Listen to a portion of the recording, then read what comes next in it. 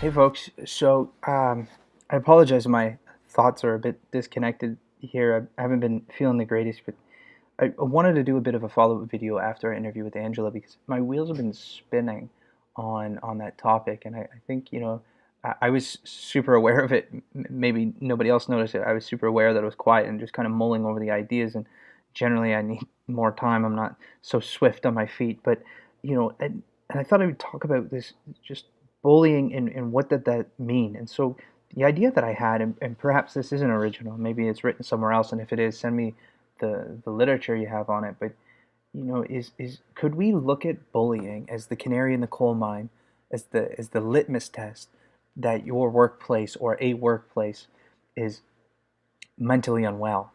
And what do I mean that by that? I certainly don't mean that everybody has some diagnosable disorder, or everybody is injured or anything like that. But what I think I mean is it a place where that injury is it a place where that vulnerability is more active, right? Is it more volatile in that going into the helping profession has certain risks, but if you walk into a workplace like that, is there more risk? I think the answer is glaringly yes. But so then, as leaders here, could you look at this and say, this is the canary in the coal mine. This is the warning sign between bigger issues. But I had other questions too, and I'm really am interested in your feedback. Right? Um, is it possible that a workplace can continue to function effectively?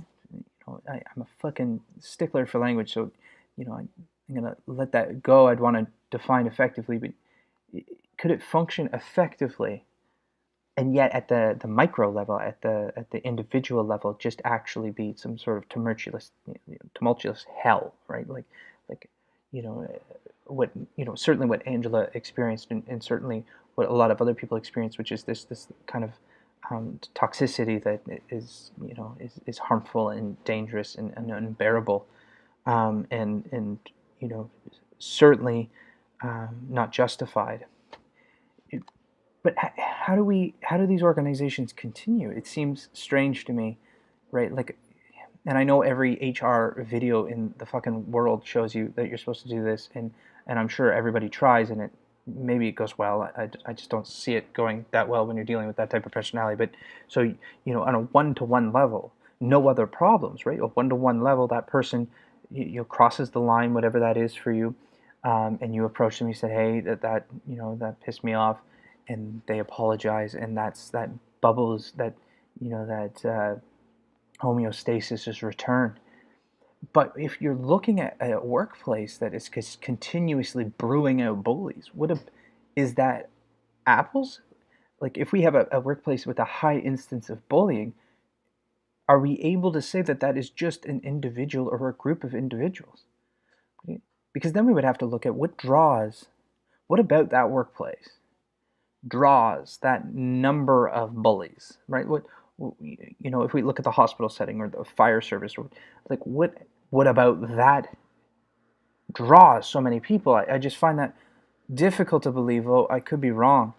Um, and so then I look at this and I really think, maybe this is the bad barrel hypothesis here. Like, of course you're going to have bad apples, and then if you have a bad apple and a bad barrel, they just look like other apples. But I think if we have widespread bullying to the point where people are leaving work and off on long-term, short-term disability, quitting, we have to look at that organization and say, how how about this? What about this, I guess, is creating this? And so a couple of questions that I thought would be really great to get your feedback, if you're willing. It seems like it's a multifaceted problem, of course, and no answer simple on social media or otherwise is going to solve this. But is this a leadership problem, right? Is this a problem with the higher ups? Is this a problem with management? Because they get a lot of shit. Like, I don't think I've walked into an organization where the management wasn't getting shit.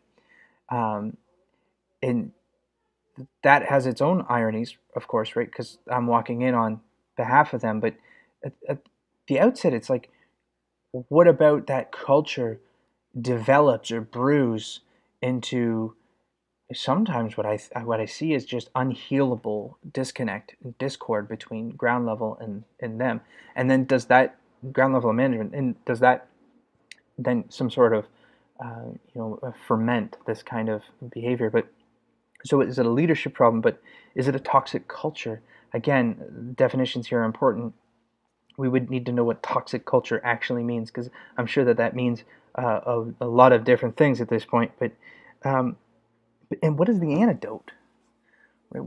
What do we do about this, and what are the steps? And maybe just giving one idea of what one step might be to bettering that, or bettering your organization, or bettering your work, or you as an individual. And I guess the last thing is, you know, and I'm certainly not saying that we become punching bags for bullies, not even close to that. But what I'm wondering then is, if I'm doing something and I'm choosing that I shouldn't have to leave, or I don't want to leave, or it hasn't quite gotten to that point, it's like, is there anything at all, that advice or suggestions that you can do to help someone stay as mentally well as they can in those situations? So anyways, just some afterthoughts there, and I hope you don't mind. And just wanted to say thank you for tuning in.